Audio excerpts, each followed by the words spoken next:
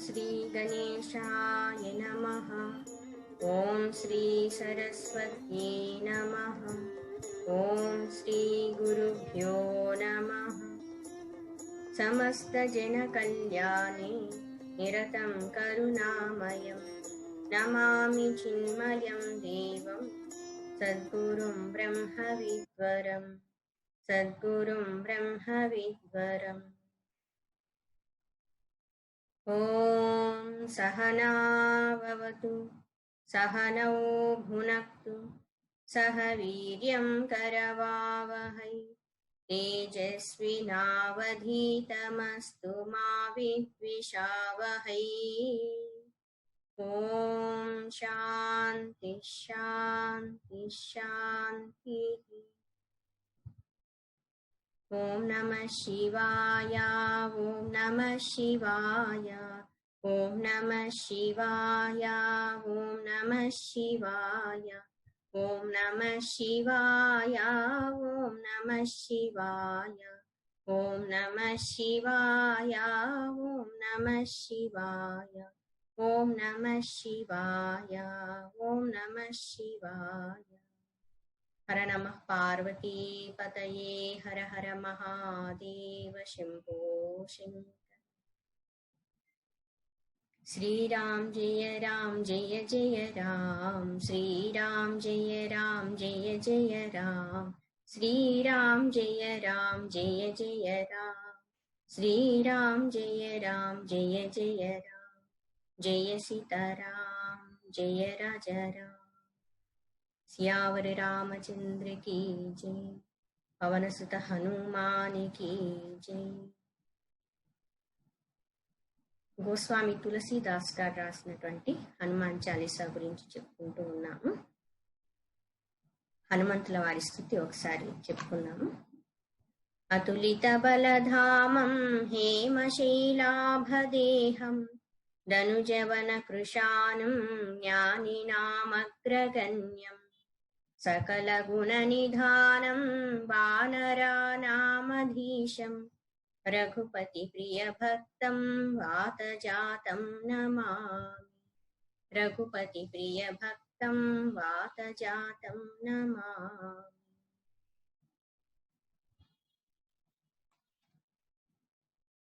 గోస్వామి తులసీదాస్ గారు చాలా అనారోగ్య స్థితిలో ఉన్నప్పుడు, చాలా దుఃఖంలో ఉన్నప్పుడు ఆంజనేయ స్వామిని స్తుతి చేస్తూ ఈ హనుమాన్ చాలీసా అన్నటువంటిది రాయటం జరిగింది. ఆ వ్యాధి నుండి ఆయన విముక్తిని పొందడం జరిగింది.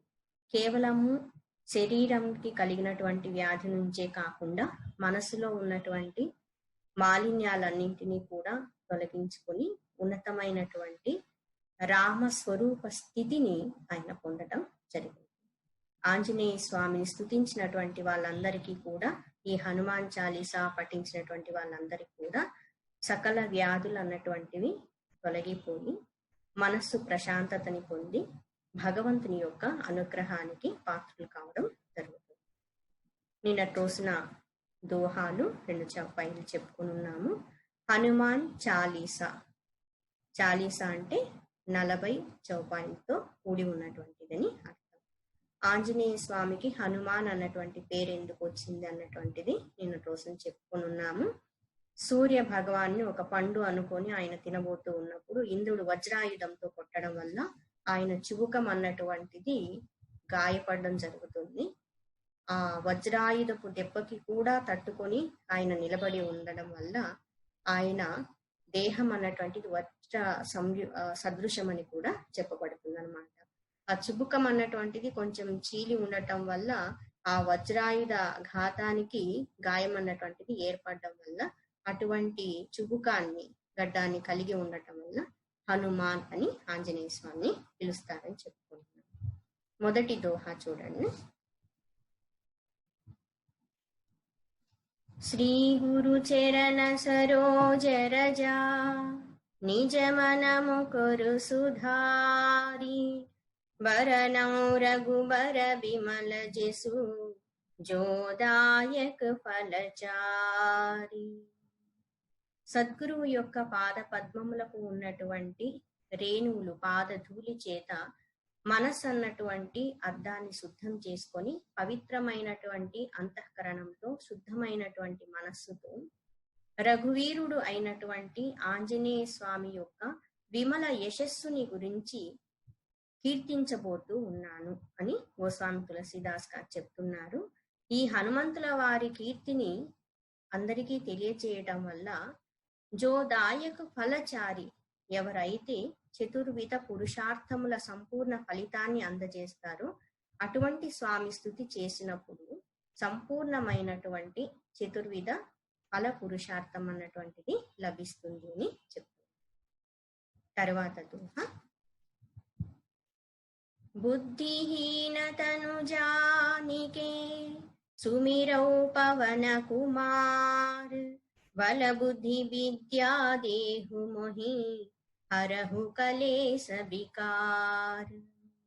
సియావర రామచంద్రకి జై. బుద్ధిహీనతను జానికే, నేను అజ్ఞానంలో ఉన్నాను, బుద్ధిహీనుడను అని తెలుసుకొని సుమిరౌ పవన కుమారు, సుమిరౌ అంటే స్మరించటము, వాయుదేవుని కుమారుడైనటువంటి హనుమంతుల వారిని స్మరిస్తూ ఉన్నాను. నాలో ఉన్నటువంటి అజ్ఞానాన్ని తొలగించి బలము, బుద్ధి, విద్య, దేహమోహి వీటిని నాకు ప్రసాదించండి అని ప్రార్థిస్తూ ఉన్నారు. హరహు కలేశ వికారు అంటున్నారు. కలేశము అంటే క్లేశము అని అర్థం, వికారము అంటే మార్పు అని ఒక అర్థం. ఇక్కడ వికారము అని అన్నప్పుడు మనోమాలిన్యములని తీసుకోవాల్సి ఉంటుంది. మీరు వినే ఉంటారు పంచ క్లేశాలు అన్నటువంటివి ఉంటాయి. క్లేశము అంటే కష్టము. ముఖ్యంగా ఈ క్లేశం అన్నటువంటిది దేని వల్ల కలుగుతుంది అంటే మూలం వచ్చేసి అవిద్య అని చెప్తారు. పంచ క్లేశాలు ఏంటి అంటే అవిద్య, అస్మిత, రాగ, ద్వేష, అభినివేశం అని చెప్తారు. అవిద్య అంటే మన యొక్క స్వస్వరూప స్థితిని తెలుసుకోలేకపోవటం, అజ్ఞానం. ఈ అజ్ఞానం కారణంగానే అస్మిత, అస్మిత అంటే నేను అన్నటువంటి అహంకార భావం, జీవభావం అన్నటువంటిది కలుగుతుంది. ఎప్పుడైతే అహం వచ్చిందో మమకారం అన్నటువంటిది కూడా కలుగుతుంది. కొన్నింటి పట్ల తీవ్రమైనటువంటి ఇష్టం ఉంటుంది, అది రాగంగా మారుతుంది. కొన్నింటి పట్ల అయిష్టత అన్నటువంటిది ఎక్కువగా ఉంటుంది, అది ద్వేషంగా మారుతుంది. రాగము, ద్వేషము ఇవి కూడా క్లేశములుగా చెప్పబడి ఉన్నాయి. అభినివేశము అని అంటే మరణ భయం. సహజంగానే అజ్ఞానంలో ఉన్నటువంటి వాళ్ళందరికీ కూడా ఈ పంచ క్లేశాలు అన్నటువంటివి ఉంటాయి అని చెప్తారు. క్లేశం ఎక్కడ ఉంటే అక్కడ దుఃఖం అన్నటువంటిది ఉంటుంది. ఎప్పుడైతే ఆత్మజ్ఞానాన్ని పొందుతామో ఈ పంచ క్లేశములు అన్నటువంటివి తొలగిపోతాయని చెప్తున్నారు. ఇక్కడ గోస్వామి తులసీదాస్ గారు హనుమంతుల వారిని ప్రార్థిస్తూ ఉన్నారనమాట. హనుమ, నాలో ఉన్నటువంటి క్లేశాలన్నింటినీ కూడా దయచేసి మీరు తొలగించండి అని వేడుకుంటూ ఉన్నారు. మనోవికారాలని కూడా తొలగించమని ప్రార్థిస్తూ ఉన్నారు. తర్వాత చౌపాయి.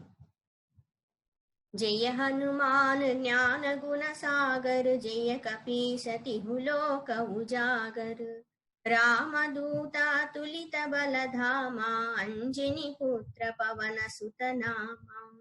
మొదటి రెండు చౌపాయిలు నిన్నటి రోజున కొంతవరకు అర్థం చెప్పుకొని ఉన్నాము. జయ హనుమాన్ జ్ఞాన గుణ సాగర, ఆంజనేయ స్వామికి గోస్వామి తులసీదాస్ గారు జయ జయకారు చెప్తూ ఉన్నారు. జ్ఞాన గుణ సాగర, జ్ఞానానికి సద్గుణాలకి సాగరం వంటి అయినటువంటి మీకు జయ జయకారు, జయం కలుగును గాక. జయ కపీసతిహు లోక ఉజాగర, ముల్లోకాల్లో కూడా ప్రసిద్ధి చెందినటువంటి వారు, వానరుల్లో అందరికీ కూడా ముఖ్యమైనటువంటి, వానరుల్లో శ్రేష్ఠుడైనటువంటి మీకు జయము కలుగును గాక అని చెప్తున్నారు. ఇక్కడ కపీసుడు ఎలా అయ్యారు హనుమంతుల వారు? వాలి కదా కపీసుడిగా ఉన్నారు, తర్వాత సుగ్రీవుడు కదా వానరులకి అధిపతి అయి ఉన్నారు అంటే వాళ్ళు రాజులుగా మాత్రమే ఉన్నారు. ఈయన అందరి హృదయాల్లో ఉండేటువంటి ఆ రాజ్యాన్ని జయించడము జరిగిందనమాట. ఏ ఆపత్కాలం వచ్చినా కూడా అందరికీ ముందు ఉండి మార్గాన్ని చూపిస్తూ తన శక్తి యుక్తులన్నింటినీ ఉపయోగించి అందరికీ కూడా మంచిని చేసి ఉన్నారు. అందుకోసమని కపి ఈశ అని కీర్తింపబడుతూ ఉన్నారు. రామదూత అతులిత బలధామ అంజని పుత్ర పవనసుత నామ. రాముల వారి యొక్క కార్యాన్ని నెరవేర్చినటువంటి వారు రామదూత. అతులిత బలధామ, ఉత్కృష్టమైనటువంటి అసమానమైనటువంటి బల పరాక్రమాలు కలిగి ఉన్నటువంటి వారు, వాటన్నింటికి ధామం నిధి అయి ఉన్నటువంటి వారు. అంజని పుత్ర పవనసుత నామ, అంజనీదేవి కుమారుడు. పుత్రుడు అంటే కునామ నరకం నుండి రక్షించేటువంటి వాడు అని అర్థం. తల్లిదండ్రులని నరకం నుండి తప్పించువాడు పుత్రుడు. కొంతమంది జీవించి ఉండగానే నరకం చూపిస్తూ ఉంటారు. ఇక్కడే తల్లిదండ్రులు బిడ్డలకి జన్మనిచ్చి పెంచి పెద్ద చేసినప్పుడు తల్లిదండ్రుల యొక్క రుణాన్ని తీర్చుకోవాల్సినటువంటి బాధ్యత బిడ్డలకి ఉంటుంది. మనకి అనేక రకాల నరకాలు ఉన్నాయని శాస్త్రాల్లో చెప్తారు. వాటిల్లో పునామం అన్నటువంటి పుంనామ అన్నట్టు నరకం ఒకటి ఉంటుంది. ఎవరికైతే తమ కుమారులు శ్రాద్ధ కర్మలు అన్నటువంటివి నిర్వహిస్తారో, ఎవరైతే పితృదేవతల పేరు మీద సత్కార్యాలు ధార్మిక కార్యాలు చేస్తూ ఉంటారో, తల్లిదండ్రుల్ని బాగా చూస్తుంటారో, అటువంటి వాళ్ళకు వచ్చేసి ఈ పున్నామ నరకం అన్నటువంటిది తొలగిపోతుంది అని చెప్తారు. అంజని పుత్ర అంటున్నారు. అంజనీదేవి కుమారుడు. అంజని అని అన్నటువంటి ఆ పేరుకు అర్థం వచ్చేసి అంజనము అన్నటువంటిది వచ్చేసి కళ్ళకి కాటుకలాగా పెట్టుకుంటారు కదా, దాన్ని కూడా అంజనం అంటారు. అంటే కంటిలో ఉన్నటువంటి మాలిన్యములు తొలగిపోవడం కోసము, కంటి చూపు బాగా ఉండడం కోసము కాటుక అన్నటువంటిది పెట్టుకుంటారు. అఫ్కోర్స్ అందంగా కనిపించడం అన్నటువంటిది ఒక అర్థంలో వస్తుంది, కానీ ముఖ్య ప్రయోజనం ఏంటంటే కంటికి మంచి జరగడం కోసం. ఇక్కడ అంజని అన్నటువంటి అర్థంలో చూసినప్పుడు, అంజని పుత్రుడు హనుమంతుడు అన్నప్పుడు మనలో ఉన్నటువంటి అజ్ఞాన దృష్టిని తొలగించి జ్ఞాన దృష్టిని ప్రసాదించేటువంటి వారు అని అర్థం వస్తుంది. ఇంకొక అర్థం వచ్చేసి అంజనీదేవి ఉన్నతమైనటువంటి మేధస్సుకి ప్రతీక అని చెప్తారు. అటువంటి ఉన్నతమైన మేధస్సు ద్వారా ఉద్భవించినటువంటి వారు, అందుకోసమని అంజని పుత్రుడు అని చెప్పడం జరుగుతుంది. పవన సుత నామ, ఈయన ఏ పేరుతో ఎక్కువ ప్రసిద్ధి పొంది ఉన్నారంటే పవన సుత హనుమానికి జై అని చెప్తాం కదా, పవన కుమారుడు, వాయు కుమారుడు అని చెప్తున్నారు.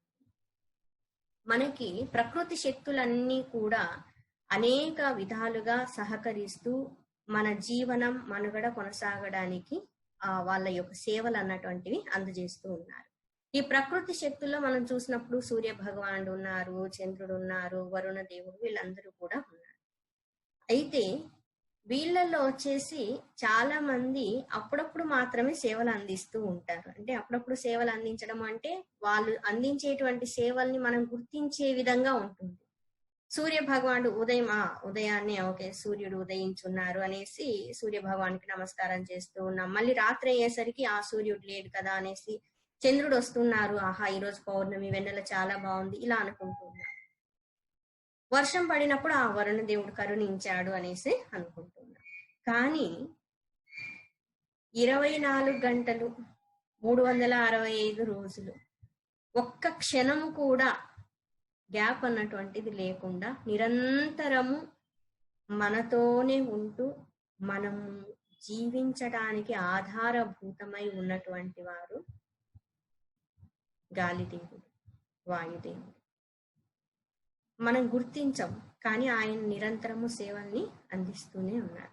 ఆయన కానీ స్ట్రైక్ చేశారనుకోండి ఎంత కష్టం అవుతుంది చూడండి. కొన్ని నిమిషాల్లో మొత్తం జీవరాశి అంతా కూడా ఆయన కానీ నేను పని చేయనని చెప్పినట్లయితే ఏ విధమైనటువంటి గుర్తింపుని కూడా ఆశించకుండా నిరంతరము ఆయన సేవలు అన్నటువంటివి అందజేస్తూ ఉన్నారు. అంతేకాకుండా ఎక్కడైతే గాలి ప్రసరిస్తూ ఉంటుందో అక్కడ పవిత్రత, శుద్ధత అన్నటువంటిది ఉంటుంది. డోర్లన్నీ వేసి విండోస్ అన్ని క్లోజ్ చేసి పెట్టేసినట్లయితే ఆ గదిలోనికి ఒక నెల రోజులు వెళ్ళకపోతే ఒకసారి ఎంటర్ అయినప్పుడు ఎంత కష్టంగా అనిపిస్తుంది కదా, దుర్గంధం అంతా కూడా వస్తూ ఉంటుంది. ఒకసారి అవన్నీ ఓపెన్ చేసినట్లయితే మళ్ళీ గాలి లోపలికి వచ్చినట్లయితే అంతా కూడా శుద్ధంగా అనిపిస్తుంది. సో ఇక్కడ వచ్చేసి బాహ్యంగాను అంతర్గతంగాను మనల్ని శుద్ధం చేసి పవిత్రం చేసేటువంటి వారు వాయువు. ఆ వాయుదేవుని యొక్క కుమారుడైనటువంటి హనుమంతుల వారిలో ఈ లక్షణాలన్నీ కూడా ఉన్నాయి. అందుకోసమని పవనసుత హనుమాన్ అన్నటువంటి పేరుతో చాలా ప్రసిద్ధి చెంది ఉన్నారు మీరు అని చెప్తున్నారు. 3వ చౌపాయి చూడండి. మహావీర విక్రమ బజరంగి కుమతి నివార సుమతి కే సంగీ. మహావీర విక్రమ భజరంగి, భజరంగ బలి భగవానికి జై అని చెప్తుంటాం కదా హనుమంతుల వారి గురించి చెప్పేటప్పుడు. మహావీర, వీర అంటే వీర, చాలా శౌర్య పరాక్రమాలు కలిగి ఉన్నటువంటి వారు. సాధారణంగా విక్రముడు వీరుడు అని చెప్పినప్పుడు యుద్ధ రంగంలో ఎవరైతే వాళ్ళ యొక్క పరాక్రమాన్ని ప్రదర్శిస్తారో, ఎవరైతే శత్రు సంహారం చేస్తారో అటువంటి వాళ్ళని వీరులు ధీరులు అని పొగుడుతూ ఉంటాం, కీర్తిస్తూ ఉంటాం. ఇక్కడ వచ్చేసి మనకి వీరత్వము అన్నటువంటి పదానికి చాలా అద్భుతమైనటువంటి అంతరార్థాన్ని మన గురు పరంపరలో తెలియజేయడం జరిగింది. మహావీరుడు ఎవరు అంటే, వీర అంటే వీర అని చెప్పుకున్నాం. మహావీరుడు అని ఎవరిని పిలుస్తాము అంటే, వీరత్వం అన్నటువంటిది కేవలము శారీరకమైనటువంటి శక్తిని ప్రదర్శించడం మాత్రమే కాదు అని చెప్తూ, వీరత్వంలో అనేక గుణగణాలు అన్నటువంటివి ఉంటాయని చెప్తున్నారు. ఒక వీరత్వం ఏంటి అంటే త్యాగ వీరత్వం, ధర్మ వీరత్వం అంటున్నారు. అవసరమైనప్పుడు దేన్నైనా త్యాగం చేయడం కోసం, ఇతరులకి మంచి జరగడం కోసము ధర్మాన్ని పాటిస్తూ ఉన్నట్లయితే అది త్యాగ వీరత అని చెప్తారు. మనం దేశంలో హాయిగా ప్రశాంతంగా ఉన్నాము అంటే దేశ సరిహద్దుల్లో ఎంతో మంది సకల సుఖాలు అన్ని కూడా పరిత్యజించి ఏ క్షణంలో ప్రాణం పోతుందో తెలియనటువంటి స్థితిలో ఏ విధమైనటువంటి సౌకర్యాలు సంపూర్ణంగా లేకపోయినా వాళ్ళు దేశ సరిహద్దుల్లో దేశాన్ని రక్షించడం కోసము ప్రాణాన్ని పణంగా పెట్టి అక్కడ ఉన్నారు కాబట్టి మనం ఇక్కడ ప్రశాంతంగా ఉండగలుగుతున్నాం. అది వీరత్వం. అన్నింటినీ త్యాగం చేయడానికి సిద్ధపడి ఉన్నారు. మనం దేశం కోసం మన స్వాతంత్ర సమరయోధులను చూసినప్పుడు ఎంతమంది మహనీయులు వాళ్ళ యొక్క స్వ విషయాలు అన్నటువంటివన్నీ పక్కన పెట్టేసి అన్నింటినీ త్యాగం చేసి దేశం కోసం నిలబడి ప్రాణాన్ని అర్పించినటువంటి వాళ్ళు ఉన్నారు. స్వసుఖాన్ని త్యాగం చేసినటువంటి వాళ్ళు ఉన్నారు. పరోపకారార్థం ఇదం శరీరం అని చెప్తారు కదా. తన స్వార్థం మాత్రమే తను తన వాళ్ళు అని ఎప్పుడు చూసుకునేటువంటి వాళ్ళల్లో ఈ వీరత్వం అన్నటువంటిది ఉండదు. బేలతనం ఉంటుంది. బేలతనం అంటే పిరికితనం, ధైర్యం అన్నటువంటిది ఉండదు. త్యాగం చేయాలంటే ధైర్యం ఉండాలి. ఒకసారి దేవతలందరూ కూడా వృత్రాసుడిని జయించలేక విష్ణుమూర్తి దగ్గరికి వెళ్ళేసి ప్రార్థిస్తారనమాట. ఈ విధంగా వృత్రాసుడు నక్షత్రాలని సైతము ఇలా చప్పరించి బయటికి పడేస్తూ ఉన్నాడు, ఎదురుగా వెళ్ళి యుద్ధం చేయడానికి మా వల్ల సాధ్యం కావటం లేదు, మీరే రక్షించాలి అనేసి ప్రార్థించినప్పుడు విష్ణుమూర్తి చెప్తారనమాట, వృత్రాసుడు ఈ విధంగా చాలా బల సంపన్నుడు, పైగా ఆయన వచ్చేసి అనేక వరాలతో కూడి వరాల్ని పొంది ఉన్నటువంటి వారు, ఆయన్ని సంహరించడం అంత సులభం కాదు. స్పష్ట ప్రజాపతి చాలా ఉన్నతమైనటువంటి యాగాన్ని చేసి మరీ ఉద్భవింపజేసి ఉన్నారు, దేవతల్ని సంహరింపజేయాలనేసి. వృత్రాసురుని వధించాలి అంటే గొప్ప తపస్సంపన్నుడు అయి ఉన్నటువంటి మహానుభావుడైనటువంటి దదీచి మహర్షి యొక్క ఎముకలతో తయారు చేయబడినటువంటి ఆయుధం చేత మాత్రమే వధింపబడతారని చెప్తారు. దదీచి మహర్షి అప్పటికి జీవించి ఉన్నారు, ఆయన తపస్సు చేసుకుంటూ ఉన్నారు.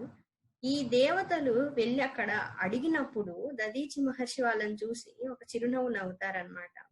దేవతలారా, మీది సంకుచిత బుద్ధి అనేసి లోకంలో అందరికీ తెలుసు.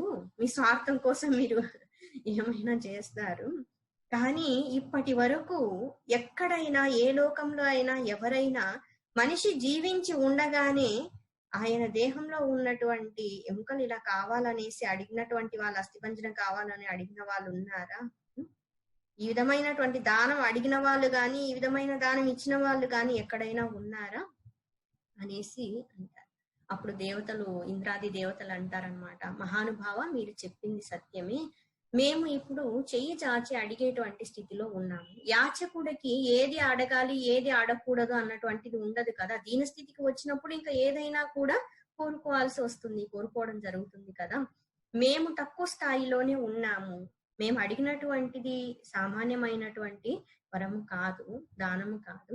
కానీ మీరు ఉత్కృష్ట స్థితిలో ఉన్నారు కదా, మీరు బ్రహ్మతత్వాన్ని పొంది ఉన్నారు. మీకు దేహం ఉన్నా ఒకటే పోయినా ఒకటే కదా. ఆల్రెడీ దేహం వల్ల ప్రయోజనం ఏదైతే ఉందో ఆ జ్ఞానాన్ని మీరు పొంది ఉన్నారు. మీ కార్యాన్ని మీరు సాధించి ఉన్నారు. మీ దేహం ద్వారా జరగవలసినటువంటి కర్తవ్యం అంటూ ఇంకేమీ మిగిలి లేదు కదా. దయచేసి మా కోసము, విశ్వ కళ్యాణం కోసం, లోక కళ్యాణం కోసం, మా అందరి శ్రేయస్సు కోసం అసురు రూపంలో ఉన్నటువంటి ఆ రుద్రాసుని వధించడం కోసం మమ్మల్ని అనుగ్రహించండి అని వేడుకుంటారు. దదీచి మహర్షి చిరునవ్వుతో ఆయన దేహత్యాగము చేసి ఆయన ఆ ఎముకల్ని, అస్థిపంజరాన్ని వాళ్ళకి సమర్పిస్తారు. వాటితో తయారు చేయబడినటువంటిదే వజ్ర ఆయుధం అంటారు. ఇంద్రుని చేతుల్లో ఉంటుంది, చాలా శక్తివంతమైనటువంటి ఆయుధం. ఆ వజ్రాయుధంతో దాదాపు 1000 సంవత్సరాల పాటు ఇలా కట్ చేస్తూ ఉంటే ఆ వృత్రాసుని తల తెగిపోయింది అని చెప్తారు. అప్పటికి ఎంత శక్తివంతుడో చూడండి వృత్రాసుడు. ఇక్కడ ఆయన ఆ అస్థిపంజరానికి అంత శక్తి ఎలా వచ్చింది అంటే, ఆయన నారాయణ కవచం అన్నటువంటి విద్యను ఎప్పుడు ఉపాసన చేస్తూ ఉండేవారు. అనేక సంవత్సరాల పాటు, దీర్ఘకాలం పాటు తపస్సు చేసి ఉన్నారు కాబట్టి ఆ శక్తి అన్నటువంటిది అందులో నిమిడీకృతమై ఉండటం వల్ల ఆ అసురుని వధించడానికి ఉపయోగపడింది. ఇందులో మనం గమనించాల్సింది ఏంటంటే, త్యాగ వీరత అంటారు కదా, ఆ త్యాగం చేసేటువంటి వీరత్వము దదీచి మహర్షిలో ఉంది. మామూలు విషయం కాదు. మన దగ్గరికి వచ్చేసి మన దగ్గర ఉన్న ఏమన్నా ఇవ్వమంటేనే ఎంత స్వార్థంతో ఉంటారు కదా కొంతమంది. ఎందుకు ఇవ్వాలి, ఎందుకు చెయ్యాలి, వాళ్ళకి ఇస్తే మనకేమొస్తుంది, వాళ్ళకి సేవ చేస్తే మనకేమొస్తుంది, ఎందుకు హెల్ప్ చేయాలి వాళ్ళకి, ఇలా అడిగే వాళ్ళే చాలా మంది ఉంటారు. త్యాగంతో మనకి భగవంతుడు ఇది ఇచ్చున్నారు, 10 మందికి పంచాలి, 10 మందికి అందచేయాలి అన్నటువంటి భావన ఎంత మంచిదో. ఆ దేశ సరిహద్దుల్లో ఆ సైనికులు స్వార్థాన్ని వదిలిపెట్టి అక్కడ ఉన్నారు కాబట్టి ఇక్కడ ఆనందంగా జీవించగలుగుతూ ఉన్నారు. వాళ్ళకి భార్య బిడ్డలు అందరూ ఉంటారు, తల్లిదండ్రులు, వాళ్ళకి ఫ్యామిలీ లైఫ్ అన్నటువంటిది ఉంది. కానీ అన్నింటినీ పక్కన పెట్టేసి దేశంలో ఉన్నటువంటి ప్రజలు సుఖంగా ఉంటే చాలు అనేసి ఏ క్షణంలో ఏమవుతుందో తెలియదు, ఎటువంటి పరిస్థితుల్లో వాళ్ళు ఉంటున్నారు. నిజంగా త్యాగ వీరులు వాళ్ళు, నిజమైనటువంటి ధీరులు. చేతులెత్తి నమస్కరించాలి. నిజంగా దైవ స్వరూపం వాళ్ళల్లో మనందరి కోసము త్యాగం వాళ్ళు చేశారు. హనుమంతుల వారిలో ఈ త్యాగ వీరత్వం అన్నటువంటిది మనకి కనిపిస్తుంది. తన కోసం తాను ఏమీ చేసుకోలేదు, ఎప్పుడు గొప్పగా ఉండాలనుకోలేదు. సుగ్రీవుల వారిని రాజును చేయించున్నారు, విభీషణుల వారిని రాజును చేయించున్నారు. కానీ తానెప్పుడు ఒక రాజుగా ఉండాలని కానీ, సింహాసనాన్ని అధిష్ఠించాలని కానీ ఎప్పుడు కోరుకోలేదు. తనని తాను ఎప్పుడు సేవకునిగానే భావించుకుంటూ ఉన్నారు. అవసరమైనప్పుడు ఏది చేయడానికైనా సిద్ధపడి ఉన్నారు. దీన్నే ధర్మ వీరత్వం అని కూడా చెప్పుకోవచ్చు. ఒక ధర్మానికి కట్టుబడి ఉండటం, ఇది వీరత్వం అని చెప్తారు. వీరుడు, శూరుడు, పరాక్రమశాలి అని అన్నప్పుడు కేవలం శారీరకమైనటువంటి బలాన్ని కలిగి ఉన్నటువంటి వాళ్ళే కాదు అని చెప్తూ ఇవన్నీ కూడా అంతరార్థాల్లో చెప్పుకుంటున్నాం. ఇంకొక వీరత ఏంటి అంటే, వీరత్వము దయా వీరత్వము అని అంటారు.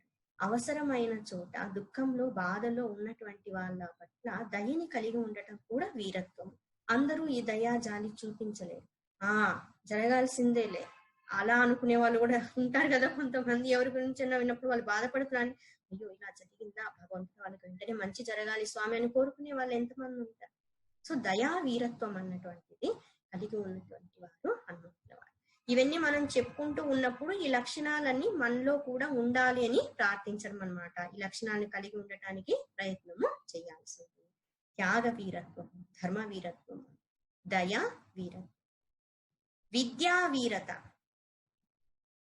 అజ్ఞానాన్ని తొలగించుకొని జ్ఞానతత్వాన్ని పొంది ఉన్నటువంటి వారు, జ్ఞానులలో అగ్రగణ్యుడు అయి ఉన్నటువంటి వారు హనుమంతుల వారు. అందుకోసమని విద్యావీరుడు అని చెప్పబడు. సర్టిఫికెట్ ఇచ్చేటప్పుడు కూడా కొన్ని చోట్ల రాస్తూ ఉంటారు కదా, ఆ విద్యల్లో ఉన్నత స్థితిని పొందినప్పుడు ఈ విధంగా ఉన్నారు అనేసి ఆ బిరుదులు అన్నటువంటివి కూడా ఇస్తూ ఉంటారు. విద్యా వీరత్వం, దాన వీరత్వం, దానం చేయటంలో కూడా వీరత్వం ఉండాలి. స్వార్థం ఎక్కువగా ఉన్నటువంటి వారు దానం చేయలేరు. విశాల హృదయం ఉన్నటువంటి వారే దానం చేయగలుగుతారు. ఎవరైతే ఎక్కువగా ఇవ్వగలుగుతూ ఉన్నారో వాళ్ళు నిజమైనటువంటి వీరులు, నిజమైన ధీరులు అని చెప్పుకోవాలి. ఎప్పుడూ ఇతరుల నుంచి అంత పొందాలి పొందాలి, ప్రపంచం నుంచి అంత తీసుకోవాలి అనుకునేటువంటి వారు వీరులు కాదు. అటువంటి వాళ్ళు స్వార్థంతో తాత్కాలికంగా అన్ని పొందుతూ ఉన్నా తరువాత చూసినప్పుడు వాళ్ళ జీవితంలో దుఃఖం అన్నటువంటిదే ఉంటుంది. ఎక్కువగా ఇచ్చినటువంటి వారికి ఎక్కువ ఆనందం అన్నటువంటిది. సో ఇది దాన వీరత్వం అని చెప్పుకుంటున్నారు. ఆంజనేయ స్వామి సాక్షాత్తు మనకి ధర్మార్థ కామ మోక్షములని ఇవ్వగలిగినటువంటి వారు. అందుకోసమని దానవీరుడు అని కీర్తింపబడతారు. రణవీరుడు, ఇంకా ఇది చెప్పనక్కర్లేదు. యుద్ధ రంగంలో హనుమంతుల వారు నిలిచి ఉన్నట్లయితే ఇంకా శత్రు సైన్యం అంతా ముందుగా రాముల వారి కంటే హనుమంతుల వారికి భయపడిపోతారనమాట. ఆల్రెడీ ఒకసారి రుచి చూసి ఉన్నారు కదా, సీతమ్మ వారి అన్వేషణకు వచ్చినప్పుడు అశోకవనంలో అంతా కూడా ధ్వంసం చేసి అక్కడ లంకలో ఉన్నటువంటి అనేక మంది రాక్షసుల్ని వధించి ఉంటారు. ఆ సందర్భాన్ని గుర్తు చేసుకొని ఆ వానరుడు వస్తున్నాడా, మళ్ళీ యుద్ధరంగానికి వస్తున్నా, ముందుగానే ఎంక్వైరీ చేసి వెళ్ళేవారు అనమాట. యుద్ధరంగానికి వెళ్ళేటప్పుడు ఆ వానరుడు వచ్చాడు అంటే అప్పుడు వచ్చినప్పుడే అంతమందిని వధించేస్తున్నాడు, ఇప్పుడు మనం చేతికి దొరికామంటే అసలు ప్రాణాలతో వదిలిపెట్టడనేసి అందరూ కూడా భయపడేవారు అనమాట. హనుమంతుల వారి పేరు వింటేనే భయపడుతూ ఉండేవారు. రణ వీరత్వం, ఆ యుద్ధ కుశలత్వం కానీ, యుద్ధ నీతి కానీ, శౌర్య పరాక్రమాలు ప్రదర్శించడం కానీ చాలా అద్భుతం. రాముల వారే మెచ్చుకుంటారనమాట ఆయన వీరత్వాన్ని చూసి. ఒకనొక స్థాయిలో నిజమైన వీరుడండి రాముల వారు కాదు, శత్రువులు సైతం మెచ్చుకొని ఉన్న రావణాసుడు కూడా మెచ్చుకోవాల్సినటువంటి స్థితి ఏర్పడుతున్నారు. ఎటువంటి వీరత్వం! రామాయణంలో యుద్ధ ఘట్టంలో వస్తాయన్నమాట కొన్ని ఘటనలు జరిగినప్పుడు హనుమంతుల వారి వీర ప్రదర్శన ఎలా ఉంది అన్నటువంటిది చాలా అద్భుతంగా వాల్మీకి మహర్షి వర్ణన చేసి ఉన్నారు అనమాట. రణ వీరత్వాన్ని కలిగి ఉన్నటువంటి వారు. ఇదంతా వచ్చేసి ఇప్పుడు మనం చెప్పుకున్న చౌపాయిలో మహావీర విక్రమ బజరంగి ఉంది కదా, మహావీరుడు అని చెప్పినప్పుడు ఎవరు మహావీరుడు అంటే ఇందాక మనం చెప్పుకున్నటువంటి త్యాగ వీరత్వము, ధర్మ వీరత్వము, దయా వీరత్వము, తర్వాత వచ్చేసి దాన వీరత్వము, విద్యా వీరత్వము, రణ వీరత్వం, ఇవన్నీ కూడా కలిగి ఉన్నటువంటి వారిని మహావీరుడని పిలవడం జరుగుతుంది. సో మనందరం కూడా మహావీరులం కావాలి కదా అనేసి యుద్ధరంగంలో హనుమంతుల వారిలాగా మనం ఎవరితోనూ పోరాడాల్సిన అవసరం లేదు. మన శత్రువులందరూ బయట కాదు, మన లోపలే ఉన్నారనమాట. కామ, క్రోధ, లోభ, మోహ, మద, మాత్సర్యములు అనేటువంటి అరిషద్ వర్గం మన లోపల ఉంది. వీటితో పోరాడి మనం జయించినట్లయితే అసలైనటువంటి వీరులం అనిపించుకుంటాము. అంతేకాదు ఇంకొకటి ఏంటంటే, మన జీవితంలో ఏ సంఘటనలు జరుగుతున్నా, ఏ పరిస్థితులు వచ్చినా కూడా ధైర్యాన్ని కోల్పోకూడదు. చాలా ముఖ్యమైనటువంటిది. ఎటువంటి పరిస్థితుల్లో అయినా కూడా భగవంతుడు సద్గురువుల ఆశీర్వాదం ఉంది, ఆ నమ్మకం ఉండాలి, ఆ ధైర్యం అన్నటువంటిది ఉండాలి. పరిస్థితి అనుకూలంగా లేనప్పుడు ఇంతకుముందు మనం చెప్పుకొని ఉన్నాము ఒకసారి, ఈవెన్ దిస్ విల్ పాస్ అవే, ఇది కూడా జరిగిపోతుంది, ఎప్పుడు ఇలాగే ఉండిపోదు కదా, మళ్ళీ మంచిగా ఉంటాము, మళ్ళీ ఆనందంగా ఉంటాము అన్నటువంటి నమ్మకము, ధైర్యము ఉండాలి. ఒక మహారాజు వచ్చేసి చాలా ఉన్నతమైనటువంటి లక్షణాలు కలిగి ఉన్నటువంటి వారు, చక్కగా రాజ్య పరిపాలన కొనసాగిస్తూ ఉన్నారు. అష్ట లక్ష్ములందరూ కూడా రాజ్యంలో కొలువు ఉండేవారు అనమాట. అలా తులతూగుతూ ఉన్నటువంటి రోజు.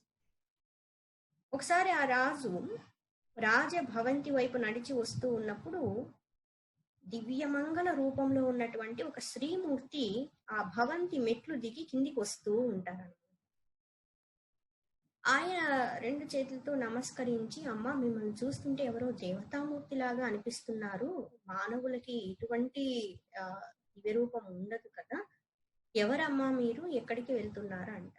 అంటే ఆవిడ చెప్తారు, నేను అష్టలక్ష్ముల్లో ఒకరిని, నేను ఈ విధంగా మీ రాజ్యాన్ని వదిలి వెళ్తున్నాను అని చెప్తాను. ఇలా రాజు ఒక్కొక్కసారి ఇలా ఆ భవంతిలోనికి వెళ్తూ ఉన్నప్పుడు ఒక్కొక్కరు ఇలా కిందికి దిగేసి వెళ్ళిపోతూ ఉంటారు భవంతిలో. అడిగిన ప్రతిసారి ఒక్కొక్కరు చెప్తారనమాట, నేను రాజ్యలక్ష్మి, నేను ధనలక్ష్మి, నేను ధాన్యలక్ష్మి, నేను సంతాన లక్ష్మి, నేను విద్యాలక్ష్మి, ఇలా అందరూ చెప్తూ ఉంటారు ఆదిలక్ష్మి. ఆదిలక్ష్మి నుండి అందరూ ఒక్కొక్క లక్ష్మీదేవి చెప్పి వెళ్ళిపోతూ ఉన్నారు. వెళ్తూ ఉన్నాము అని అన్నప్పుడు మహారాజు వచ్చేసి, ఇంతకాలము నన్ను అనుగ్రహించున్నారమ్మా అనేసి ఆ కృతజ్ఞతా భావంతో నమస్కరిస్తారు, వెళ్ళండి అమ్మా అని చెప్తారు, వెళ్ళండి అని చెప్తారు. చివరిలో వచ్చేసి ఒక అమ్మవారు అలా దిగి వెళ్తూ ఉన్నప్పుడు, అమ్మ మీరెవరు అని అంటారు. అంటే నేను ధైర్యలక్ష్మి నాయన, అందరూ వెళ్ళిపోయి ఉన్నారు కదా, ప్రస్తుతం నీ పరిస్థితులు ఇలా ఉన్నాయి, నీ ప్రారబ్ధవశాత్తు మేము ఇక్కడ ఉండటానికి అవకాశం లేదు, అందుకోసమని నిన్ను వదిలేసి వెళ్ళిపోతూ ఉన్నాను, నేను కూడా వెళ్తున్నాను అనేసి ఆ అమ్మ చెప్పినప్పుడు మహారాజు ఇంతకు ముందు అంతమంది లక్ష్ములందరూ వెళ్తూ ఉన్నప్పుడు అష్టలక్ష్ముల్లో అందరికి కూడా నమస్కరించి వెళ్ళండమ్మా అని చెప్తున్నారు. కానీ ధైర్యలక్ష్మి నేను వెళ్తున్నాను నాయన అన్నప్పుడు, అమ్మా మీ పాదములు పట్టి వేడుకుంటాను, మీరు మాత్రం వెళ్ళకండమ్మా, నన్ను వదిలేసి బిడ్డను అనుగ్రహించండి అమ్మా అని అంటారు. అంటే అప్పుడు ధైర్యలక్ష్మి అంటారు, అదేంటి నాయన, ఆదిలక్ష్మి, రాజ్యలక్ష్మి, ధనలక్ష్మి, ధాన్యలక్ష్మి ఇంతమంది వాళ్ళే వెళ్ళిపోయినప్పుడు నువ్వు ఆపలేదే, నేనుండి ఏం ప్రయోజనం నాయన, నేనేమిస్తాను నీకు, ఏ సుఖభోగాలు ఇవ్వగలుగుతాను, నేను వెళ్ళంత మాత్రాన నీకేం నాయన నష్టము, వెళ్తాను అంటారు. అంటే రాజు చెప్తారమ్మా, ధైర్యం అన్నటువంటిది ఉన్నట్లయితే మిగతా లక్ష్మీదేవులు అందరూ కూడా నడిచి వస్తారమ్మా, మళ్ళీ తిరిగి వస్తారు, అందుకోసమని మీరు మాత్రము నన్ను వదిలేసి వెళ్ళకండమ్మా, నాతోనే ఉండండి, వేడుకుంటున్నాను అని చెప్తారు. అమ్మవారు అనుగ్రహించి తిరిగి భవంతిలోనికి ప్రవేశిస్తారు. తరువాత ఆ ధైర్యంతో రాజు ఇంతకు ముందు ఉన్నటువంటి వైభవాన్ని అంతటినీ కూడా మళ్ళీ సాధిస్తారు. ఒక్కొక్క లక్ష్మీదేవి నడిచి మళ్ళీ వస్తారు. ధైర్యం అన్నటువంటిది ముఖ్యం. హనుమంతుల వారు అన్న వెంటనే ధైర్యం, ఒక భరోసా మనకి. హనుమ, ఆంజనేయ, ఆంజనేయ, ఆంజనేయ అనేసరికి ఒక ధైర్యం, అన్ని రకాలుగా ధైర్యం అన్నటువంటిది మనకి కలుగుతుంది. అన్ని స్థాయిల్లో ధైర్యాన్ని ప్రసాదించేటువంటి వారు ఆంజనేయ స్వామి. గోస్వామి తులసీదాస్ గారు ఏ స్థితిలో ఉండి ఆయన ప్రార్థించినారో చెప్పుకుని ఉన్నాం కదా. మానసికంగా, శారీరకంగా చాలా కష్టపడుతూ ఉన్నప్పుడు ఈ హనుమాన్ చాలీసా రాసి ఉన్నారు.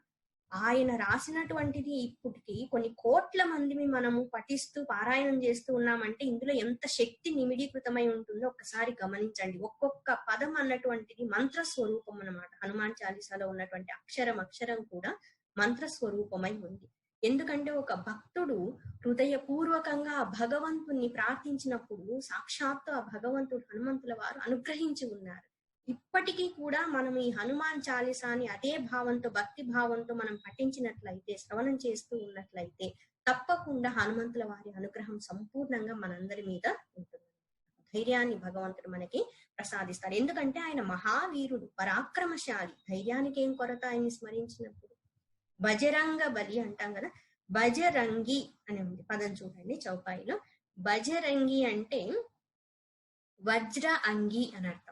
సంస్కృతంలో, హిందీలో వజ్ర అంగి అంటారు. ఆ వజ్ర అంగి కాస్త సంస్కృతంలో ఉన్న పదము అవధి భాషలోనికి వచ్చేసరికి బజరంగి అయిపోయింది. మనకు కూడా కొన్నిసార్లు గమనించినట్టయితే కొంతమంది వ్యక్తుల పేర్లు గాని, ఊర్ల పేర్లు గాని రాను రాను కాలక్రమంలో చాలా మార్పుకి లోనవుతాయి. లక్ష్మి అని పేరుంది అనుకోండి, లక్ష్మి అంటుంటారు కదా. సో లక్ష్మి అని పిలవడం సులభంగా ఉంటుంది. లక్ష్మక్క, లక్ష్మక్క, లక్ష్మి అన్న పదానికి మార్పు ఇట్లా వస్తుంది. సో ఇక్కడ వచ్చేసి వజ్ర అంగి అన్నటువంటిది బజరంగిగా మారింది. వజ్ర అంగము అంటే ఇంద్రుని యొక్క వజ్రాయుధము చేత కొట్టబడినప్పటికీ కూడా తట్టుకొని నిలబడి ఉన్నటువంటి దేహము కాబట్టి హనుమంతుల వారి దేహము వజ్రాయుధ సదృశమైనటువంటిది, దానితో సమానమైనటువంటిది. అందుకోసమని వజ్ర అంగి, అంగి అంటే ఆ అంగములు కలిగి ఉన్నటువంటి వారు అని అర్థం. అంత ఉత్కృష్టమైనటువంటి బలోపేతమైనటువంటి శరీరాన్ని, దృఢ దేహాన్ని కలిగి ఉన్నటువంటి వారు అని అర్థం. హనుమ అనేసరికి ఆ అద్భుతమైన రూపం మనకి స్ఫురణ వస్తుంది కదా, స్ఫురణకు వస్తుంది.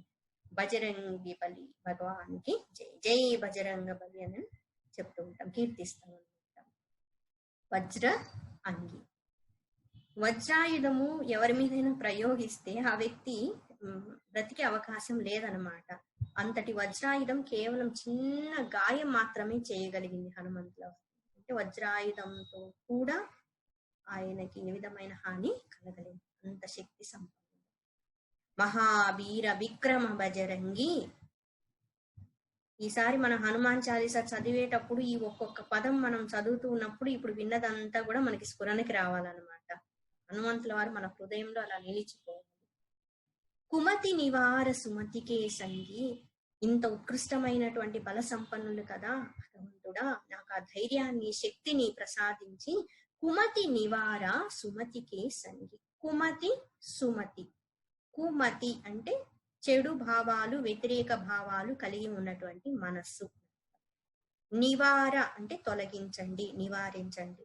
నాలో ఉన్నటువంటి చెడు ఆలోచనలు, స్వార్థపూరితమైనటువంటి ఆలోచనలు, వ్యతిరేకాత్మకమైనటువంటి ఆలోచనలు, వాసనలు, వీటన్నింటినీ తొలగించి సుమతికే సంగి, మంచి మనస్సు, మంచి భావాలు కలిగి ఉన్నటువంటి మహాత్ముల యొక్క సత్సాంగత్యాన్ని నాకు కలిగించండి, ఆ భాగ్యాన్ని నాకు ప్రసాదించండి అని వేడు.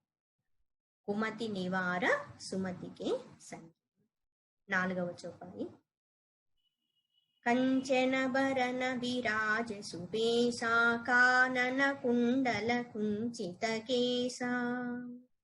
కంచన భరణ విరాజ సుబేస కానన కుండల కుంచిత కేస. ఆ హనుమంతుల వారి దివ్యమంగళ స్వరూపాన్ని వర్ణిస్తూ ఉన్నారనమాట. కంచన భరణ విరాజ సుబేస. కంచనం అంటే కాంచనం, బంగారం. బంగారంతో సమానమైనటువంటి శరీర వర్ణంతో పాటు మీరు ధరించి ఉన్నటువంటి ఆభరణాలన్నీ కూడా, ఈ కుండలములు, ఉడుపులు, కర్ణ చెవులకి ధరించినటువంటివి, ఆభరణాలుగా పెట్టుకున్నటువంటివన్నీ కూడా చాలా మనోహరంగా ఉన్నాయి. కుంచిత కేస, కుంచిత కేస అంటే కేశములు అర్థం, వెంట్రుకలు. కుంచిత అంటే చిన్న వెంట్రుకలు, కర్లీ హెయిర్ అంటాం కదా, ఉంగరాల జుట్టు అనమాట. చిన్న చిన్న బాగా ఉంగరాలుగా ఉన్నటువంటి జుట్టుతో అందంగా కనిపిస్తూ ఉన్నారు స్వామి. చాలా దివ్యమంగళ స్వరూపం మీది అనేసి ఆ హనుమంతుల వారి స్వరూపాన్ని గోస్వామి తులసీదాస్ గారు కీర్తిస్తూ ఉన్నారు. కంచన భరణ విరాజ సుబేస కానన కుండల కుంచిత కేస.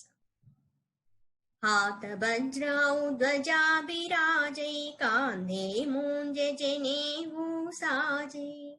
హాత అంటే ఒక చేతిలో, వజ్ర, వజ్ర అంటే వజ్రాయుధంతో సమానమైనటువంటి గదని ధరించి ఉన్నటువంటి వారు.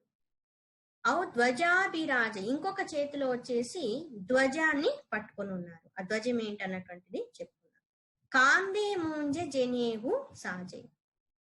ఇదంతా కూడా వర్ణన చేస్తున్నప్పుడు ఆ హనుమంతుల వారి దివ్య రూపం మన హృదయంలో కనిపించాల్సి ఉంటుంది. ఆయన దేహం వచ్చేసి బంగారు సదృశ్యమైనటువంటి తేజస్సుని కలిగి ఉంది. ఒక చేతిలో గదని పట్టుకొని ఉన్నారు, ఇంకో చేతిలో రామ నామాంకితమైనటువంటి ధ్వజాన్ని పట్టుకొని ఉన్నారు. ఆయనకి వచ్చేసి ఈ జనేవు అంటాం కదా, యజ్ఞోపవీతం అని అంటాం. కాందే మూంజె జనేవు సాజే అంటున్నారు. ఈ జనేవు అన్నటువంటిది నూలు, వాటితో దారం లాగా ఉన్నటువంటి 3 దారాలతో వేసి మధ్యలో ముడి వేసే ఉంటారు. పూర్వకాలం వచ్చేసి మూంజ అనేటువంటి పవిత్రమైనటువంటి గడ్డితో ఈ జనేవుని తయారు చేసేటువంటి వారు అనమాట. హనుమంతుల వారు అటువంటి ఆ యజ్ఞోపవీతాన్ని ధరించి ఉన్నారు అని చెప్తూ ఉన్నారు. యజ్ఞోపవీతము అన్నటువంటిది పవిత్రతకి చిహ్నము అని చెప్తారు. సాధనకి చిహ్నము, పవిత్రతకి చిహ్నము. యజ్ఞోపవీతంలో 3 పోగులుగా ఉంటాయి కదా, 3 దారాలు ఉంటాయి కదా, అవి సత్వ రజ తమో గుణాలకి ప్రతీక. వాటినన్నింటినీ కలిపి ముడి వేయబడి ఉంటుంది. దాన్ని బ్రహ్మముడి అని అంటారు అన్నమాట. అది బ్రహ్మతత్వానికి ప్రతీకగా చెప్పబడుతుంది. ఇక్కడ వచ్చేసి ఈ సత్వ రజ తమో గుణాలతో కూడి ఉన్నటువంటి మాయకి ఆధారమై ఉన్నటువంటి వారు పరబ్రహ్మ స్వరూపము. మనము సాధనలు చేసి ఈ త్రిగుణాల స్థితిని దాటి ఉన్నతమైనటువంటి ఆ పరబ్రహ్మ స్వరూప స్థితిని పొందాలి అని చెప్పడానికి చిహ్నంగా ఈ యజ్ఞోపవీతం అన్నటువంటిది ధరింప చేయడము జరుగుతుంది అనమాట. సో ఇక్కడ చాలా పవిత్రమైనటువంటి మూంజ అనేటువంటి ఆ దర్భల గడ్డితో తయారు చేయబడినటువంటి జనమును ధరించి ఉన్నటువంటి హనుమంతుల వారికి నమస్కారం. ఇక్కడ హాత వజ్ర ఔ ధ్వజాభిరాజే అంటున్నారు కదా, గద అన్నటువంటిది హనుమంతుల వారి గద. ఆంజనేయ స్వామి అన్న వెంటనే హనుమంతుల వారితో పాటు మనకి గుర్తొచ్చేది ఆయన గద అనమాట. పిల్లలందరికీ ఇంకా హూ ఇస్ యువర్ హీరో అని చెప్తే, ఫేవరెట్ హీరో అంటే, దేవతల్లో ఎవరు హీరో అంటే వెంటనే ఆంజనేయ స్వామి, హనుమాన్ అని చెప్తారు. గద అన్నటువంటిది శక్తి పరాక్రమాలకి ప్రతీక. ఒకటి వచ్చేసి గదను ఉపయోగించడము శత్రు సంహారం చేయడం కోసం, ఇంకొకటి వచ్చేసి గద అంటే మాట్లాడటం అని అర్థం కూడా వస్తుంది. గద్యము అంటాం కదా, గద్యం పద్యం అని చెప్తుంటాం కదా. సో ఇక్కడ గద అంటే వాక్కు, మాట్లాడడం అన్న అర్థంలో తీసుకున్నప్పుడు, బాహ్యంగా చూసినటువంటి గదతో శత్రువులను సంహరించడం అయితే ఎలా జరుగుతుందో, ఇక్కడ వాక్కు అనేటువంటి ఈ శక్తితో మనలో ఉన్నటువంటి అజ్ఞానాన్ని హనుమంతుల వారు తొలగించును గాక అన్నటువంటి అర్థం కూడా వస్తుంది. ఇంకొక చేతిలో వచ్చేసి ధ్వజాన్ని పట్టుకొని ఉన్నారు అని చెప్తున్నారు. ఆ ధ్వజం ఏంటి అంటే రాముల వారి నామము చేత అది అలంకరింపబడి ఉన్నటువంటిది, రామ నామాంకిత చిహ్నంతో కూడి ఉన్నటువంటి ధ్వజము అంటారు. ధ్వజాన్ని పూర్వకాలం ఎందుకు వాడేవారంటే, ధ్వజం అన్నటువంటిది ముఖ్యంగా విజయానికి ప్రతీక. ధ్వజ ఆవిష్కరణ అని కూడా చెప్తాం కదా, విజయానికి చిహ్నం. ఇంకొకటి వచ్చేసి పూర్వకాలం యుద్ధాలు అవి చేస్తూ ఉన్నప్పుడు ఆ యుద్ధ సమయంలో వాళ్ళ యొక్క రథానికి పైన ఒక ధ్వజం అన్నటువంటిది పెట్టుకుంటారు. ఆ ధ్వజం మీద ఒక చిహ్నం అన్నటువంటిది ఉంటుంది.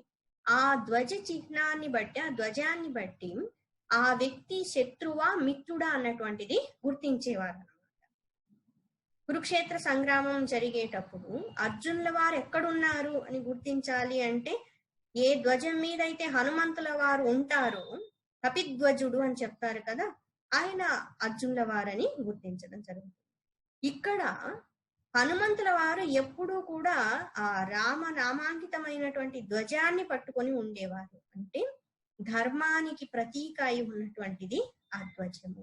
ఇంకొన్ని సందర్భాల్లో చూసినప్పుడు చాలా సార్లు హనుమంతుల వారే ధ్వజంగా తయారై ఉన్నారు. ఎందుకు అంటే రాముల వారిని, లక్ష్మణుల వారిని ఆయన భుజాల మీద మోస్తూ ఉన్నప్పుడు, వాళ్ళు రథం అన్నటువంటిది లేనప్పుడు యుద్ధం చేసేటప్పుడు ఆయన భుజాల మీద ఉండి యుద్ధం చేయడం జరిగింది. అప్పుడు హనుమంతుల వారి ఎక్కడ కనిపిస్తే అక్కడ రాముల వారు ఉన్నారు. అంటే రాముల వారి ధ్వజ పతాకము హనుమంతుల వారిగా వెలుగొందడము జరిగిందన్నమాట. ధర్మానికి, విజయానికి ప్రతీకి ఈ ధ్వజము అని చెప్తారు.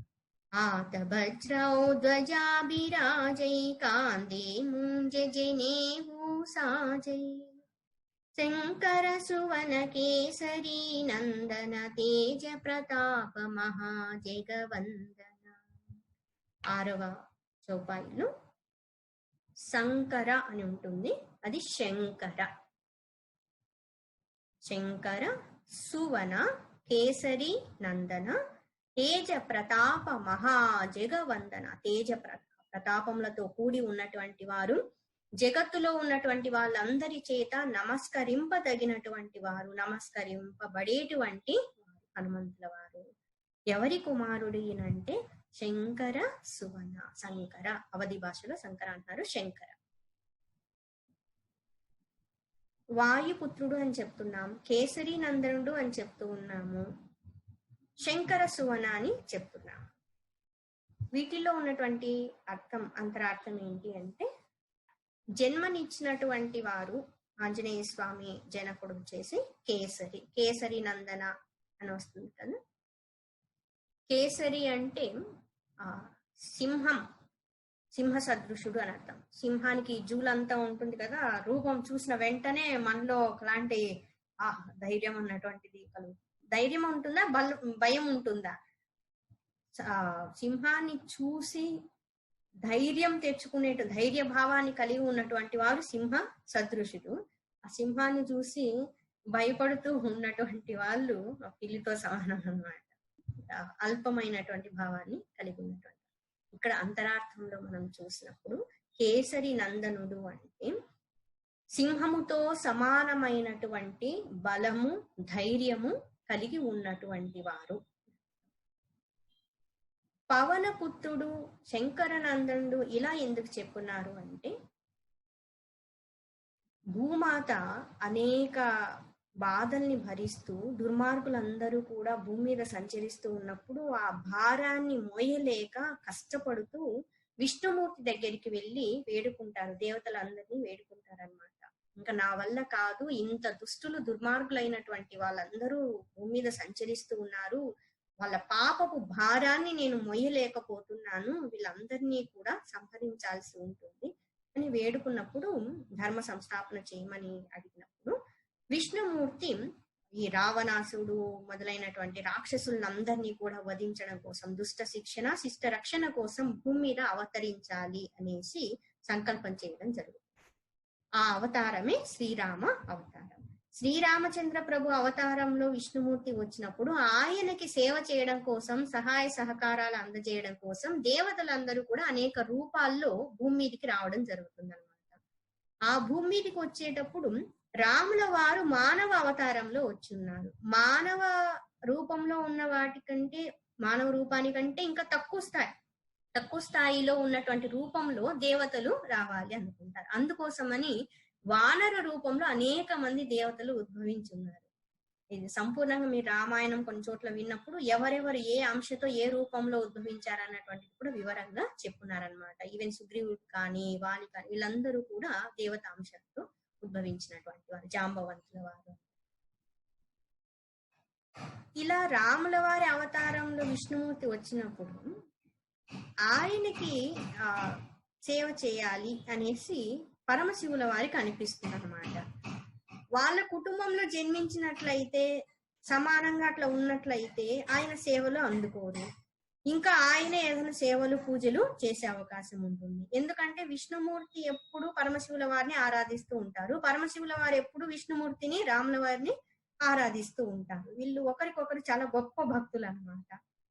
సో ఇక్కడ ఎలా సేవ చేయాలి అనేసి ఆలోచించి ఒకసారి పరమశివుల వారు నేను కూడా వానర రూపంలో వెళ్ళినట్లయితే సేవ చేయడానికి అవకాశం ఉంటుందని నిర్ణయించుకుంటారు. ఆ పరమశివుల వారి అంశని హనుమంతుల వారిలో ప్రవేశపెట్టడం జరుగుతుంది. అందుకనే రుద్రాంశ సంభూతుడు అని కూడా హనుమంతుల వారిని కీర్తించడం జరుగుతుంది. అంత శక్తి సంపన్నుడు పరమశివుల వారు ఎంతో కాలం నుండి ఉన్నటువంటి ఆయన కోరికని, విష్ణుమూర్తిని సేవించాలి అన్నటువంటి కోరికని ఆ హనుమంతుల వారిలో ప్రవేశించి ఆ శక్తిని ఆయనలో ప్రవేశపెట్టి ఆ కోరికని తీర్చుకోవడం జరిగింది. అందుకోసమని శంకర నందన అని పిలుస్తారు. ఇప్పుడు ఎవరన్నా మనకి ఏదైనా సహాయం చేసినప్పుడు, ఆపదలో ఉన్నప్పుడు కానీ, లేకపోతే ఏదన్నా జీవనోపాధి కల్పించినప్పుడు, ఏదైనా విద్య నేర్పించినప్పుడు, అట్లా ఉన్నప్పుడు మీరు నాకు తండ్రితో సమానం అండి అని అంటూ ఉంటాం కదా. మనం జనరల్ గా చాలా చోట్ల జరుగుతూ ఉంటుంది. కొంతమంది వచ్చేసి చిన్నప్పుడు ఎక్కడో పల్లెల్లో చదువుకుంటూ ఉంటారు, తర్వాత ఎక్కడో టౌన్ కి వెళ్ళేసి లేకపోతే సిటీలకు వెళ్ళేసి అక్కడ పై చదువులు చదువుకుంటూ ఉన్నప్పుడు అక్కడ ఎవరైనా సహాయం చేసినట్లయితే, ఉద్యోగం అది ఇప్పించినట్లయితే, ఉండడానికి ఇల్లు చూపించినట్లయితే నిజంగా తల్లిదండ్రులు లేని లోటును మీరు తీరుస్తున్నారండి అనేసి అంటూ ఉంటాం కదా. సో తండ్రిగా భావించడం జరుగుతుంది. ఎవరైనా ఆ సమయానికి మనకి అన్నం పెడుతూ ఉన్నట్లయితే అమ్మ, తల్లితో సమానం అమ్మ మీరని అంటూ ఉంటాం కదా. సో అలాగే ఇక్కడ కూడా ఆంజనేయ స్వామిలోనికి పరమశివుల వారు ఆయన తేజస్సుని, అంశని ప్రవేశపెట్టి ఉన్నారు కాబట్టి ఆయన్ని శంకర నందనుడని పిలుస్తారు. మరి వాయుపుత్రుడు అని ఎందుకు పిలుస్తారు అంటే, ఇందాక చెప్పుకున్నాము, దేవతలందరూ కూడా, ఇంద్రాది దేవతలందరూ కూడా వాళ్ళ వాళ్ళ యొక్క అంశాలన్నీ కూడా వానర రూపంలో ప్రవేశపెట్టడం జరిగింది. భగవంతునికి సహాయం చేయడం కోసం, సేవ చేయడం కోసం భూమి మీదికి వచ్చున్నారు. వాళ్ళల్లో వాయుదేవుడు వచ్చేసి ఆయన అంశాన్ని, ఆయన తేజస్సుని, శక్తిని హనుమంతుల వారిలో, ఆంజనేయ స్వామిలో ప్రవేశపెట్టి ఉన్నారు అన్నమాట. ఇక్కడ వాళ్ళ అంశాన్ని ప్రవేశపెట్టడం అంటే అర్థం వచ్చేసి ఆశీర్వదించి ఉన్నారు. ఆ జీవుడిగా తయారవుతూ ఉన్నప్పుడు ఆ జీవుల్లోనికి ఆ శక్తిని అన్నటువంటిది అనుగ్రహించడము జరిగింది. ఇంతటి ఉన్నతమైనటువంటి తేజో సంపన్నుడు కేసరి అంజని దేవి కుమారుడిగా ఉద్భవించడం జరిగింది. మనము కొన్ని కథలు, మహాత్ముల కథలు చెప్పుకునేటప్పుడు ఈ బిడ్డ భగవంతుని అంశతో జన్మించున్నారండి అని చెప్తారు కదా, సాక్షాత్తు భగవంతుని కుమారుడండి అని చెప్తూ ఉంటాం కదా. ఆదిశంకరాచార్యుల వారు సాక్షాత్తు పరమశివుల వారి అంశావతారం, వేదవ్యాసుల వారు విష్ణుమూర్తి అంశావతారం. సో అదే విధంగా ఇక్కడ హనుమంతుల వారు వచ్చేసి పరమశివుల వారి వాయుదేవుని యొక్క అంశ అవతారం. ఆ శక్తి అన్నటువంటిది, తేజస్ అన్నటువంటివి, సద్గుణాలు అన్నటువంటివి, దైవికమైనటువంటి భావన అన్ని కూడా హనుమంతుల వారిలోనికి ప్రవేశించడం జరిగింది. కేసరి అన్నప్పుడు తండ్రిలో ఉన్నటువంటి ఆ సింహ సదృశమైనటువంటి శక్తి, బల పరాక్రమాన్ని కూడా పొంది ఉన్నారు. అందుకోసమని ఇక్కడ గోస్వామి తులసీదాస్ గారు హనుమంతుల వారిని కీర్తిస్తూ శంకర సువన కేసరి నందన తేజ ప్రతాప మహాజగ వందన. ఇంతకు ముందు పవన సుత అని చెప్పుకున్నాము, ఇక్కడ శంకర నందనుడు, కేసరి నందనుడు అన్న పదాలు కూడా ఉపయోగించడం జరిగింది. ఆ నామాన్ని కూడా స్మరించడం జరిగింది. 7వ చౌపాయి జస్ట్ చదువుతాం, రేపటి నోసిన వివరణ చూద్దాము. విద్యావాన గుణీ అతి చాతుర రామ కాజ కరి బేకో ఆతుర. రామ కాజ కరి బేకో ఆతుర, రాముల వారి కార్యం చెయ్యాలి అనేసి ఎప్పుడు తత్పరత కలిగి ఉండేటువంటి వారు. విద్యావాన గుణి అతి చాతుర, విద్యాగుణ సంపన్నుడు, అతి చాతుర, చాలా చాతుర్యం కూడా కలిగి ఉన్నటువంటి వారు హనుమంతుల వారిని కీర్తిస్తారు. రేపటి రోజున ఇంకా వివరంగా ఈ చౌపాయి గురించి చెప్పుకున్నాను. బోలియే పవన సుత హనుమానికి జై. ఒక రోజున ఆంజనేయ స్వామి కల్లోనికి వస్తారేమో చూడండి. ఎక్కువగా స్మరణ చేస్తూ ఉంటే స్వప్న దర్శనం అయినా కలుగుతుంది. చిన్నపిల్లలు ఒక్కోసారి చెప్తుంటారు, భయం వేస్తూ ఉన్నప్పుడు మీతో పాటు ఎప్పుడు ఆంజనేయ స్వామి ఉంటారంటే కొంతమంది పిల్లలు చెప్తారనమాట, హనుమంతుడు నాతో పాటే ఉన్నారు, ఆంజనేయ స్వామి నాతో పాటే ఉన్నారు. పెద్దవాళ్ళు నమ్మకపోవచ్చు, కానీ పిల్లలకి నిజంగానే ఆయన ఉన్నాడు, వచ్చాడు అన్నటువంటిది వాస్తవమే అయి ఉండొచ్చు. ఆ భక్తి అన్నటువంటిది సంపూర్ణంగా ఉన్నప్పుడు, శ్రద్ధ నమ్మకం ఉన్నప్పుడు ఆయన దర్శనం కలుగుతుంది. హనుమంతుల వారు చిరంజీవి, ఇప్పటికే మనకి ఆయన వామన రూపంలో, భౌతిక రూపంలో కూడా దర్శనము ఇస్తారు, అనుగ్రహిస్తారు. ఎక్కడెక్కడ రామాయణం జరుగుతూ ఉంటే అక్కడక్కడ హనుమంతుల వారు ఉంటారని చెప్తారు కదా, వాస్తవం. వానర రూపంలో ఎన్నోసార్లు రామకథ చెప్తూ ఉన్నప్పుడు, ఆ సుందరకాండ చెప్పేటప్పుడు సాక్షాత్తు ఆయన వచ్చి అనుగ్రహించినటువంటి ఘట్టాలు ఎన్నో ఉన్నాయి. చాలా మంది మహాత్ముల ప్రవచనాలు జరిగేటప్పుడు కూడా ఇది జరుగుతూ ఉన్నటువంటి విషయం. రాముల వారి దర్శనం కలగడానికి ముందు గోస్వామి తులసీదాస్ గారికి ఆంజనేయ స్వామి దర్శనం కలుగుతుంది. ఆయన దర్శనం లభించిన తరువాతే, ఆయన అనుగ్రహంతోనే రాముల వారి దర్శనం కలుగుతుంది. అందుకని హనుమంతుల వారిని గురు స్వరూపంగా భావిస్తారు చాలా మంది సాధకులు. ఆ గురువు దర్శనం అయినట్లయితే భగవంతుని దర్శనం సులభంగా అవుతుందని చెప్తారు.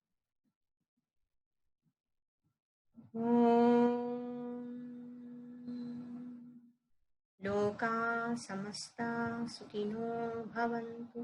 ఓం అసతో మా సద్గమయ తమసో మా జ్యోతిర్గమయ మృత్యోర్మా అమృతంగమయ. ఓం పూర్ణమద పూర్ణమిదం పూర్ణాత్ పూర్ణముదచ్యతే పూర్ణస్య పూర్ణమాదాయ పూర్ణమేవావశిష్యతే. ఓం శాంతి శాంతి శాంతి. హరి ఓం. శ్రీ గురుభ్యో నమః. హరి ఓం.